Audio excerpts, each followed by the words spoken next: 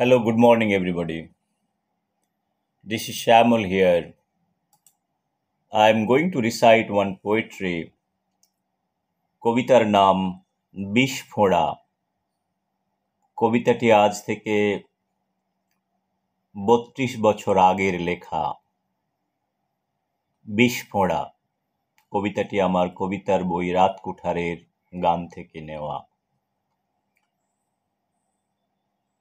হারানের মাথার বিষ ফোঁড়াটা হারানের কষ্টের মাত্রা বাড়িয়েছে বহু গুণ।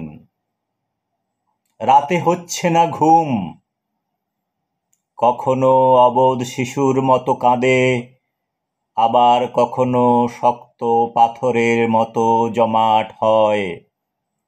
মা ৪৫ বছরের বিস্ফোরার উপর স্নেহের হাত বুলিয়ে দেয়।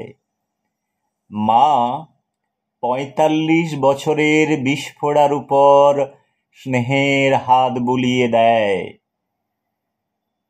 আজ রাতে প্রচণ্ড যন্ত্রণায় হারান বলে ওঠে, দাও না কেউ ফাটিয়ে।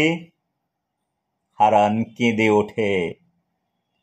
ডাক্তারবাবু বললেন, tumour converted into brain cancer.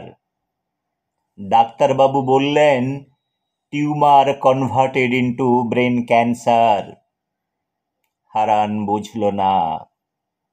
Gunin বললে, ঝাড় ফুঁকে এ ফোঁড়া ফাটতে পারে। গুনিন বললে, ঝাড় ফুঁকে এ ফোঁড়া ফাটতে পারে।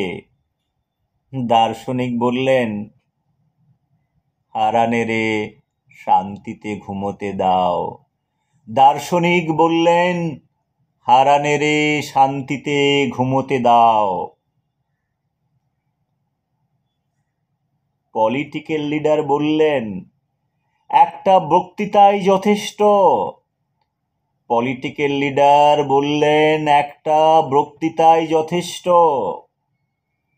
বিষ ফোঁড়া সশব্দে ফেটে গেল। বিষ ফোঁড়া সশব্দে ফেটে গেল। অনেক বছরের জমে থাকা পুঁজ রক্ত পলিটিক্যাল বাবুর কুর্তা পাঞ্জাবিতে হোলি রঙে রাঙালো।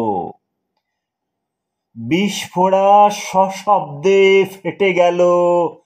অনেক বছরের জমে থাকা পুঁজ রক্ত পলিটিক্যাল বাবুর কুর্তা পাঞ্জাবিতে হোলি রঙে রাঙালো। পলিটিক্যাল বাবু বললেন, সব কৃতিত্ব আমার। পলিটিক্যাল বাবু বললেন, সব কৃতিত্ব আমার।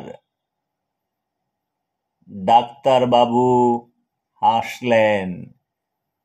ডাক্তার বাবু হাসলেন। Thanks a lot for sharing this poetry. This is a serious poetry. How our societies become cancerous. A lot of cancerous tumor cell that is gradually affecting the essence of democracy. What I say, it is affecting and eroding the democratic process. So hope you'll enjoy this poetry. I am not explaining anything. I have talked about this poetry. I have given close to 25 minutes my small talk on Buddha Jayanti, remembering Buddha, the relevance of Buddha in present day, in correlating this poetry, বিষ ফোঁড়া। আমি আমার কবিতাটাকে correlate করেছিলাম বুদ্ধ জয়ন্তীর সাথে। যারা কবিতা ভালোবাসে তাদেরকে একটু কবিতাটিকে বোঝার জন্য রিকোয়েস্ট করলাম। কিছু মতামত থাকলে জানাবেন। কবিতাটির ডিসেকশনে আমি যাচ্ছি না বেশি।